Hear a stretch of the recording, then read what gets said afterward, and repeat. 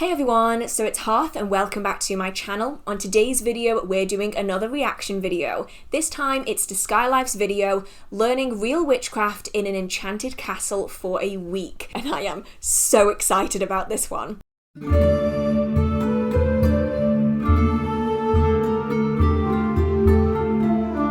I really enjoy watching videos like this. I love learning from other people and seeing how they perceive the world and their magical tradition, and I really enjoy Skylife's videos. I think they are just so beautifully done. So when I saw this one pop up, I knew that I had to watch it, and I've decided to watch it with all of you so that you can get my first impressions. If you've never been on my channel before, hello, my name is Hearth, I'm a practicing witch, and I really enjoy sharing information about witchcraft. When it comes to reaction videos, my main goal is to add extra context into the video, so that you can perhaps see someone else's perspective within the magical community, see how someone else might do it, or to simply add extra information to a section that might be rather short. I never put the full video in my video, and I would always recommend that you go and check out the original content to support the content creator and everything that they're doing. So I will leave the link in the description box so that you can share the love and watch the video and support Skylife for yourself. So with that being said, I'm going to shuffle over so I can put the video on the screen, and let's watch this. When most people hear the word witch, they have a completely warped perception of what that word means and what real magic actually is. But if you come on this journey with me, I'm going to show you the truth. We're about to board a shuttle that's going to take us 2.5 hours into the country on the coast, where we're going to be staying in a castle. I'm here for my friend Mia Magic's retreat. Mia Magic is a witch. She is my friend, my mentor, and teacher, and I've learned magic from her in the past, and it's worked. Witchcraft and real magic is nothing like we're taught in the movies. All of that has been so manipulated, and it's just not accurate to what real witches are actually doing. In this video, you're gonna join me on this experience of attending Mia's most magical life retreat. I'm gonna share what happens along the way, the rituals and the ceremonies that we do, the breakthroughs that happen, and what I learned. I'm hoping that this week I can get some deeper answers and dive into the experience and open myself up to receive whatever wisdom and guidance is meant to come through here. This just sounds amazing, doesn't it? Like, I know that these kind of retreats aren't for everyone. Some people are not comfortable with a group of people, they just don't feel interested in it. But it is essentially an action-packed, sped-up form of magical practice. When you're in these enclosed environments with a group of like-minded people, and every day you have magical practice and ritual into your day-to-day life, it has a tendency to speed up spiritual breakthroughs, manifestations, and self-growth and development as well. And although you don't need to go to a retreat like this to have successful magical practice, it can be a good way of getting that shock of energy into your practice, that spark. And if you feel a bit stagnant in your practice, or you really want to learn from others, they can be really interesting to attend. They're actually fairly common in the UK. You'll often find them, especially around the Sabbats. There'll be 2, sometimes 3-day events. I'm not sure how that is elsewhere around the world, but if you are in the UK, you can find retreats, whether they are pagan, Wiccan, witchcraft, up and down the country at varying times of the year. So it could be something to look out for if you are interested. And I don't know if Mia Magic is planning on doing any more of these retreats, but if they are, I will leave some links in the description box for anyone who might be interested. Yay! Hi! Welcome to your most magical life!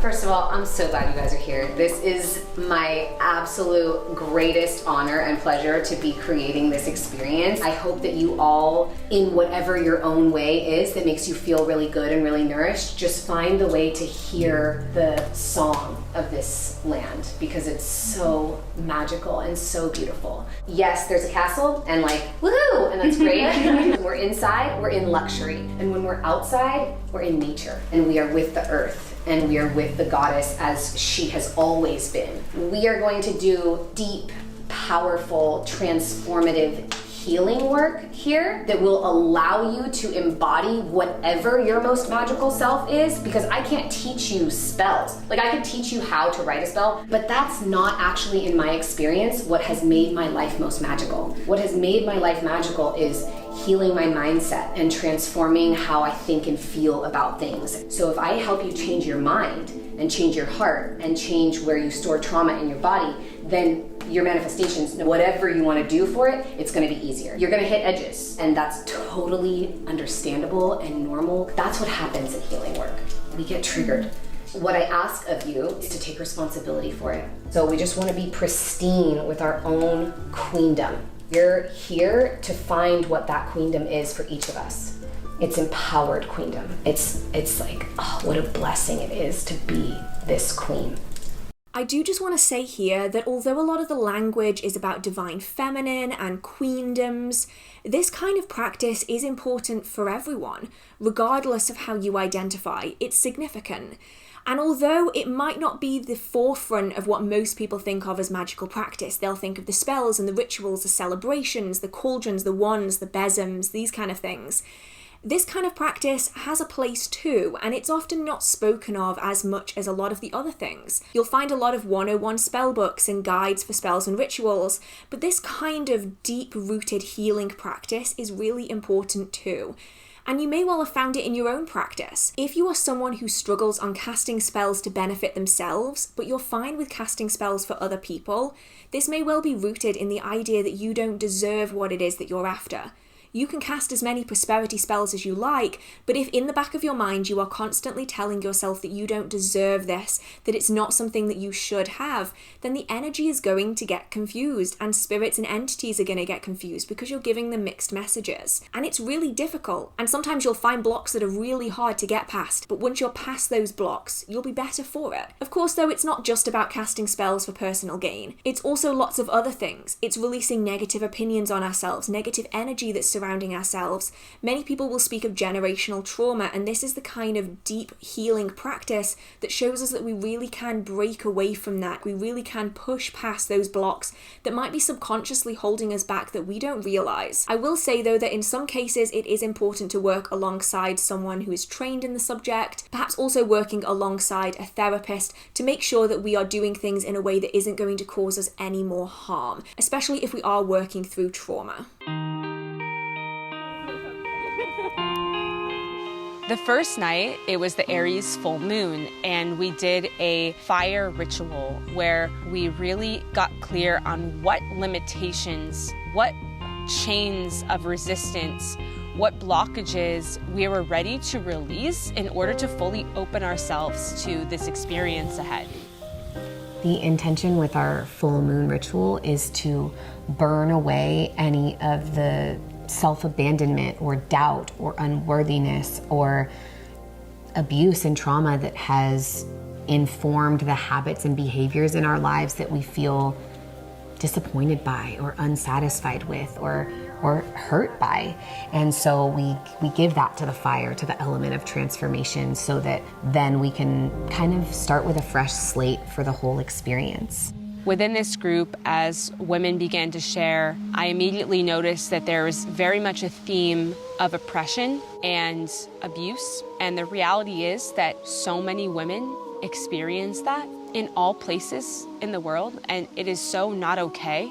Yet it continues to this day. And part of this experience here is to reclaim our power, knowing that we are no longer victims, knowing that healing is possible.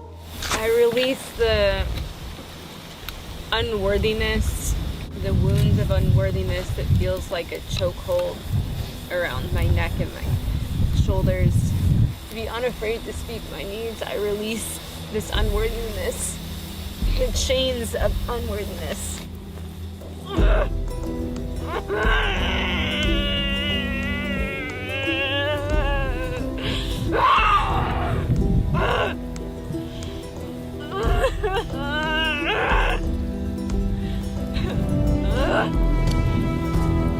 I am worthy. I am worthy! The The use of fire in this ritual is something that you can adapt to so many different intentions. The Aries full moon is really powerful for removing blockages, and it's probably why it was chosen for this specific ritual. When using the fire element, it can be a little bit confusing when people say that you can use it for attracting things and burning things away, but often it's based on the intention of what you are placing into the fire. That fire element magnifies what you are adding into it. That is why when you add a fuel to it, it will go up really big and really high because it's using that fuel. The reaction that it's going to have is going to depend on what you are adding into it. So that's one important factor. The other is different moon phases, different cosmic events. So from the full moon to a new moon is a time for cleansing, of removal. And then from a new moon to a full moon is all about fruitfulness, abundance, growth, and development. So something like an Aries full moon, especially if it's after midnight, is a great time to really start driving things out so we can work to cleanse them away before the new moon in a few weeks' time. So this is a really interesting ritual, and it's something that you can adapt to so many things. The other thing I will say here is that when watching this, some people are going to laugh, some people are going to joke, and they're going to mock about the very visceral, strong response that all of these women are having in this situation. And I think a lot of that comes down to the idea that as adults, we have to behave in a certain way. It's ingrained in our society that certain behaviors are not appropriate for adults. Strong expressions of emotion are not suitable to be done in front of other people. You have to do it behind closed doors.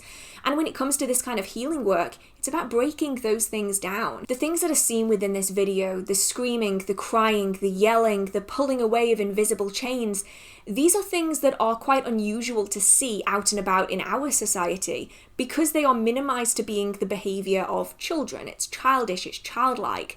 If anything, that is part of what is being broken down in all of this. These behaviors are completely normal for humans to express. It's just our society is limiting that. This kind of freedom, this release of the things that are inhibiting us is a whole part of this healing session that is going on. It is about releasing the things that we are keeping locked up, the aspects of ourselves that we are keeping locked up, and allowing them, even if for just a moment, to be free so that we can work with them and heal with them. And so I think it's really powerful, and it's really nice to see people feeling comfortable and safe in this space. Obviously, I don't know of anyone within this healing circle myself, so I really can't speak for them, but the visceral response and how open people are being with their emotions says a lot about how comfortable people are feeling within this space, and that's really powerful. You can go to a gathering like this, but if no one there feels safe to share and express, then they aren't going to have as strong a result as if people do feel safe to express themselves and to share their voice, and that's really important. The fire element represents destruction and rebirth. It is a way to burn away all of the past and the old, to rise like a phoenix out of the ashes into something new.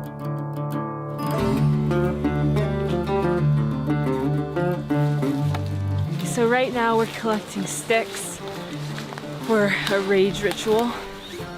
It's definitely a little too big.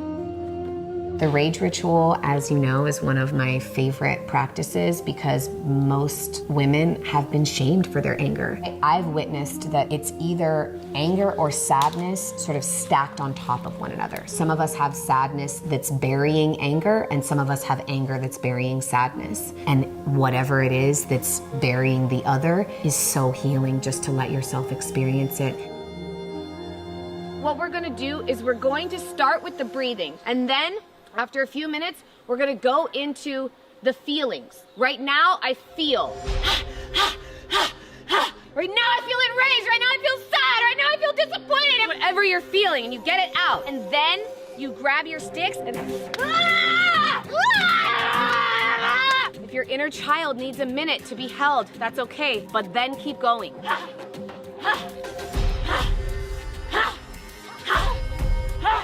At your own rhythm, at your own pace, just breathing, letting the anger start to flow inside of your body.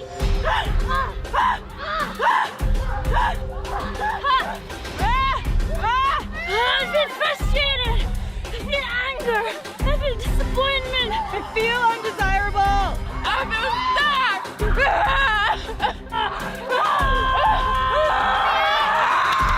This is the one who hurt you. This is the one who hurt the earth.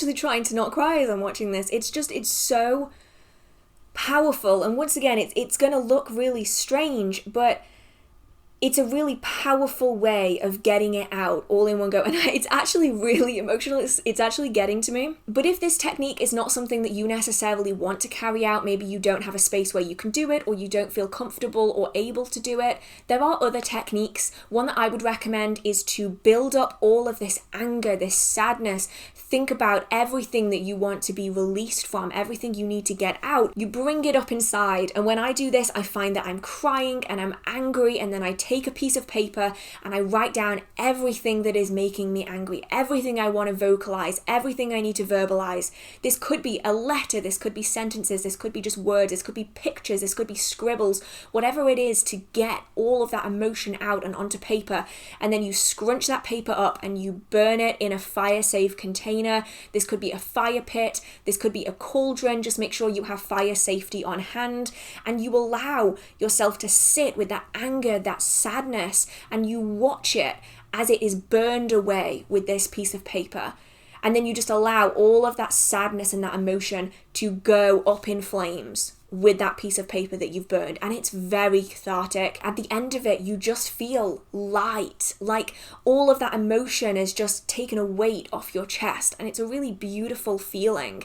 And it isn't quite as visually striking, perhaps, as something like this rage ritual, which I would love to try. This looks so raw and so powerful and beautiful, but I have not had the chance to try this yet. But something like working on paper might be an option for people who aren't necessarily able to do something like this.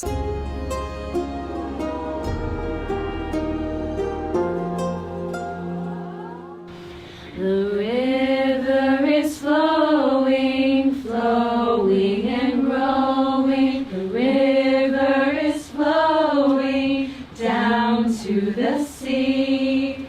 Mother, carry me, a child I will always be. Mother Earth, carry me until we are free. We are free, we are free, we are free. Singing these songs felt so right, so natural, so beautiful.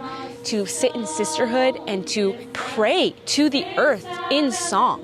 This is something that humans have been doing for thousands of years, is group singing. Before we could even speak, we were chanting together, using our voices to make sound and harmonizing and aligning. And we've just been so disconnected from that. But so much of this week and this experience is about coming back to those ancient primal roots that feel so good and so right in my body and my soul. One of the things that is the pillar of this whole experience is that I just listen. I listen to what's happening in the group. I listen to the land. I listen to my personal guidance from the goddess. This week, the invitation from the goddess or from the land was to do an exercise to support people in feeling more comfortable with touch and being worthy of receiving the kind of touch that they desire. And so we lay down and we allow people to give just loving touch to us. Then we say, I want you to touch my hair, and I want you to touch my feet.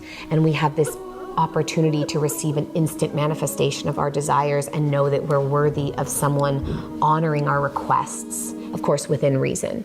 I think this is really, really powerful. And maybe not everyone is going to resonate with it the same way that some people will, but especially among people who are in sexual relationships, or they're going on dates, or they're trying to find their person or their people, there is often this lack of innocent physical touch.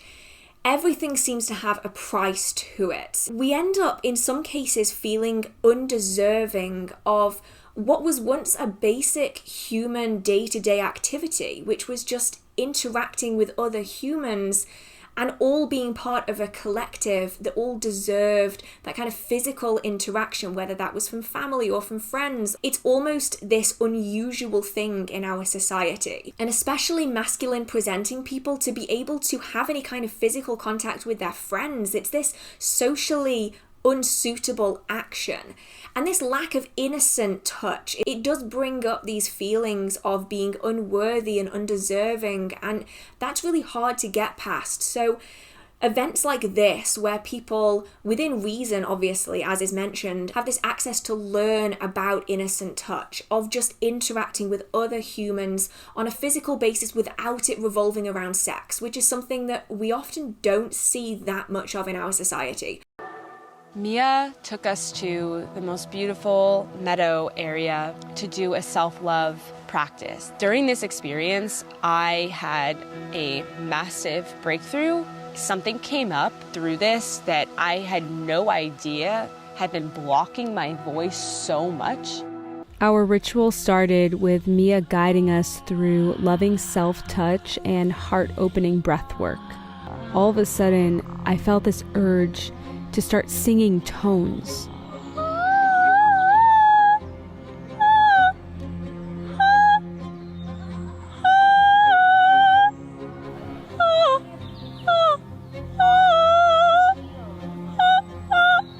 It felt like there was something stuck in my throat. Then I began feeling this pain and sadness bubble up in the root of my womb, and it started traveling up my body. I could feel it wanted to be released, specifically through the expression of sound.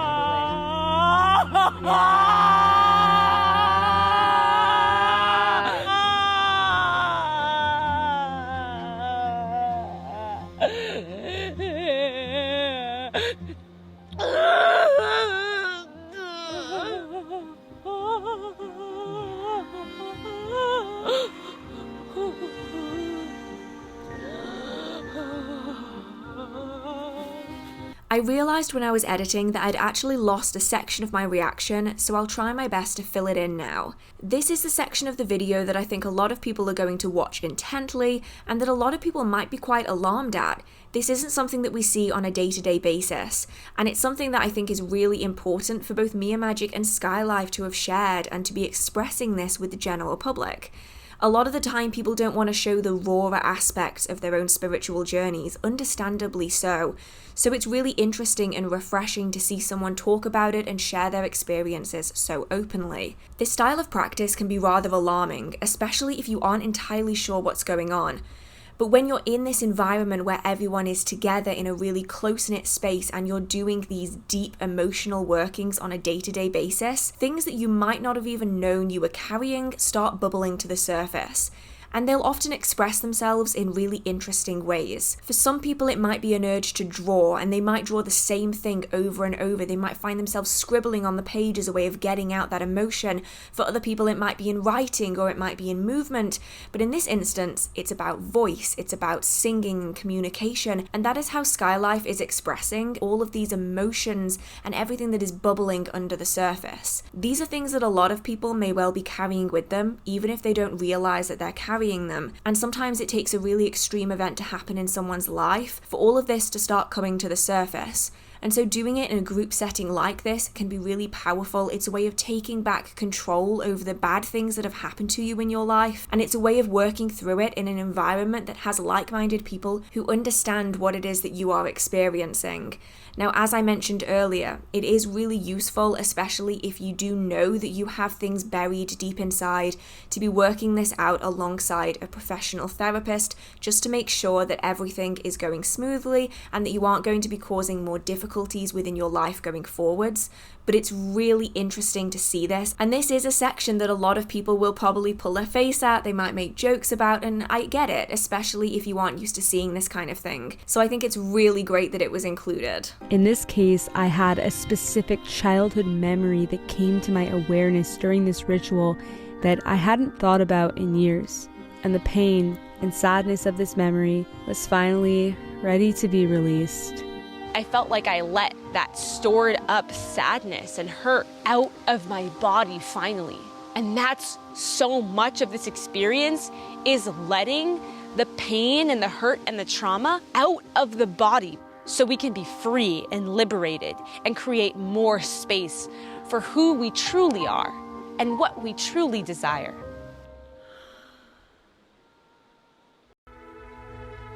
So what we're going to be doing now is one of my personal favorite practices. And luckily, in a castle that's sort of like Hogwarts, it's often really easy to find something like the Mirror of Erised. That mirror is the one that shows us our greatest desires. What we're going to do is speak to the Mirror of Erised and tell it who you are, who you are becoming, tell it what you are accomplishing, what you've come here to this earth to accomplish, who your most magical self is. It can be about things you've experienced here over the last week, what you've learned. It can be just like who you know you are from always. It can be the way that your magic is unfolding from within you. Whatever the expression that comes through is, it's just you and the goddess, and you proclaim to her, to the goddess inside of you, who you are here to be.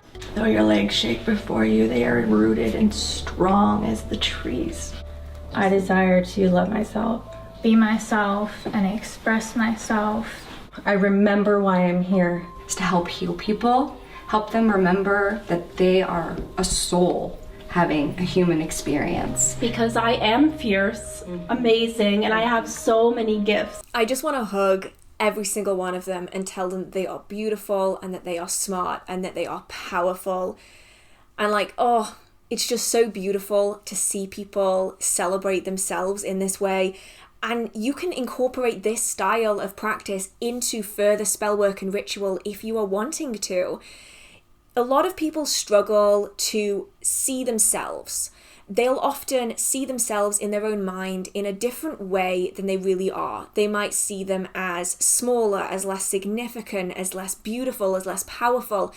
They have a warped perception of themselves. And so when they cast spells and rituals that are aimed to better themselves or aimed to target themselves, they really struggle with that because they are targeting a perception of themselves which isn't true. It is a subdued, minimized version of who they are. And so you can include a mirror in your spells and rituals if you want to carry out, for instance, a self-love spell or a good fortune spell. If you have a mirror sitting on your altar or in front of your working space and you are looking into that mirror and you are seeing yourself look back at you, that's really powerful because you can see yourself for who you are. And if you've locked that mirror, I have a video on the subject I'll link in the description box, then you don't have to worry about any spirits or unwanted energies getting through. You can cast your spell onto yourself, your truest version of yourself, the self that is sitting in that mirror looking at you. And then by casting it on the true version of yourself, who you really are without all of the self-depreciation, the feeling of guilt and the feeling of not being enough, when you're casting it on you, the truest version of you that is looking back at you again, you can find that you have such powerful spell work and ritual responses from that because you're no longer casting spells on someone who is simply a subdued version of yourself. And that is just one use of this style of practice when it comes to furthering your witchcraft and your magical practice. But it can be a really beautiful way of doing it, especially if you do struggle with seeing yourself as you truly are. Real magic is healing. Real magic is being willing to be brave enough to go deep into the dark, scary places of yourself that you may have shut out for a long time. Having the humility to know that as human beings on this planet, we are not separate from the natural world. We are intimately a part of it. And when we so choose to understand that and to honor that, life opens up in a beautiful, expansive way. This experience of life is inherently magical. I'm not telling you what to believe or how to live your life. I'm simply here to express my experience in the hopes that it may open up something deeper within you. And it's your choice what you do with the information that I share here. That is it for this episode of Skylife. I love you all so much, and the adventure continues. If you feel called to learn real witchcraft from Mia Magic, head to the links in the video description. So that was really enjoyable. I loved watching that. And although this might not be what everyone considers witchcraft to be, it might not be for everyone, I do think that these kind of healing actions are very powerful when it comes to a witchcraft journey. Now, for me, would I have loved to have seen more active spells and rituals? Of course I would have. That is my bread and butter. I love seeing that. But I think it's also important to see the other side of witchcraft and spiritual practice that maybe some of us are lacking from our lives. We can cast 1,000 spells and undertake hundreds of rituals, but if we aren't dealing with the blockages that are holding us back on the inside, then we're really going to struggle with manifesting past those blockages. Let me know if you enjoyed this video. Have you ever done any of these retreats or any of the rituals within these retreats? I would love to know, and I'd love to hear your experiences if you're willing and open to sharing them. I understand if you're not, but for anyone who is, it could be great to share some insight on your experiences with these kind of practices. If you do want to see more reaction videos like this, I will leave a link in the description box and it will be on the end card so you can check out some more similar videos. If you do have any questions, comments, concerns, video ideas, or just want to chit chat with the community, feel free to post a comment down in the comment section. And if you do enjoy the magical content on this channel or in this video, feel free to hit subscribe. I try to post magical content every single week. So with that being said, I hope you're all staying safe. I hope you have a marvelous magical day, and I will see you in the next video. Bye!